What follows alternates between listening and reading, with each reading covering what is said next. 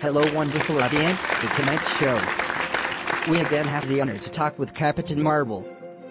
I really enjoy our conversation the last time, so I would like to talk about those topics again. Have you ever analyzed if you have powers? Yes, of course, Jimmy. Each person must keep in mind what powers they have or occupy or characterize. Well, we are going to make a list to have in order and teach people to make their own list of powers. Secondary appetites. If you don't have these, nothing happens, you can continue living. But of course I have. It can be love for my friends, hatred for the curry, pain when seeing some death of someone who did not deserve it, or pain when recovering my memory and finding out about all this, etc. Basic appetites. I cannot live without eating, sleeping, going to the bathroom, breathing, etc. I'm still a human being, and that's why I need all of these to continue living. Will. Although I have superpowers, I have it because I am a human being, and every human being has it. I consider that I have it because I seek and want good for others, although each person has different ways of taking good, and I consider that I seek good. Intelligence. I suppose that I do have Jimmy, because although sometimes I act without thinking, Fury and Rog always tell me to think and reason the situation before acting on impulse. External senses. It is obvious that in this I have all: sight, smell, hearing, taste and touch. Since I see the public in front of me, I perceive the smell of your lotion, Jimmy. I can hear you, Jimmy. I can eat one of the donuts that were left in my dressing room and savor it, and I can touch you, or I can touch the chair. Internal senses. We also take into account the 5 external senses, but here we add the proprioceptive and the vestibular. Only in this part, the 5 senses provide information about what is touched, smelled, heard, what we try and what we see. The vestibular is responsible for my balance and movement on the battlefield, with I can run, hit, handle plays, etc. And with the proprioceptive, all my activities are through my muscles, for example shooting a weapon without having to aim all the time. Also with this you control the force with which you grab the weapon or grab the steering wheel. We would like you to explain something to us. What vision do you consider you have, intrinsic or transcendent? It is a rare, complicated question that will make me think, but for you and my audience, whatever. I think I have 30% vision of immanence and 70% transcendence. I will explain why, Jimmy. Immanence, because I have feelings or human aspects that represent me. For example, the love, the doubt and the admiration I felt towards Maria Rimbaud when my memory returned to me.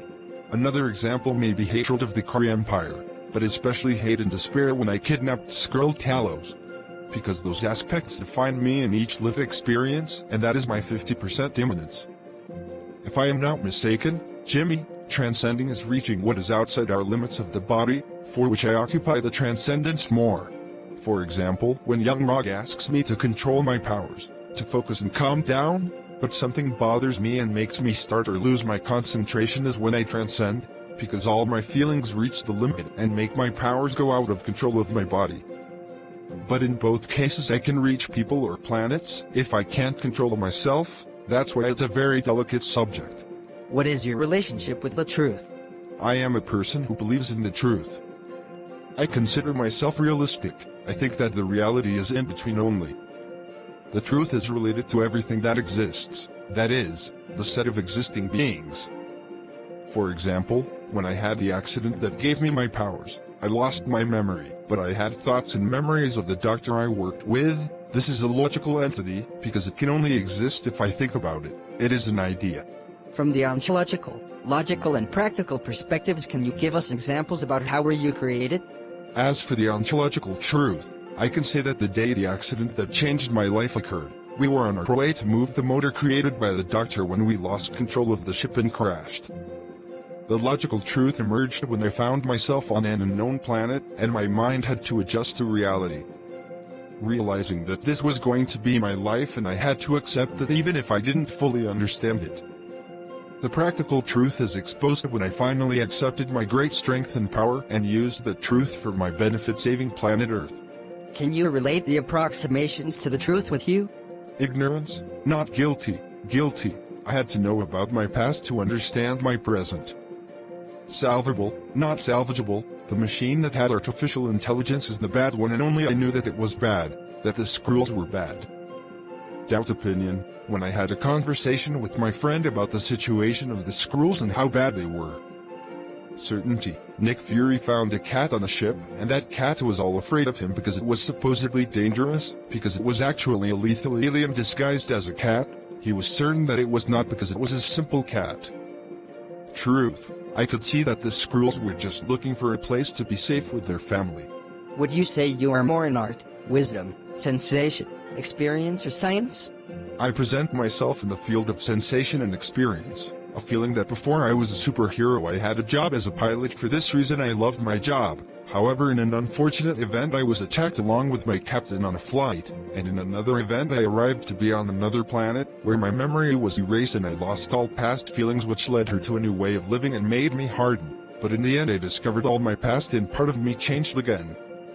Experience, because everything lies in my work as a pilot. I was an experienced pilot, so the moment my memory was erased I lost all experience of my work with respect to being a pilot. So I was trained as part of a special galactic shield to preserve peace in the planet on which I had arrived, since I am the only one who possessed great powers, because I absorbed an explosion of great magnitude of energy.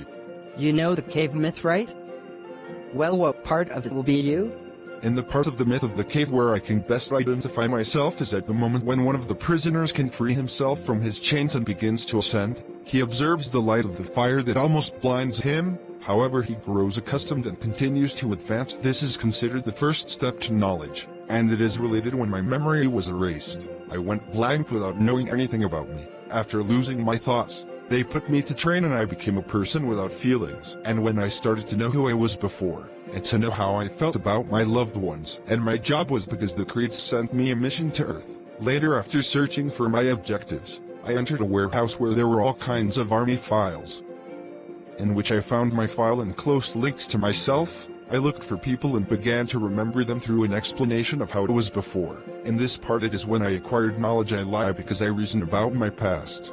Thank you for coming. It's always a pleasure. God night everyone, see you later.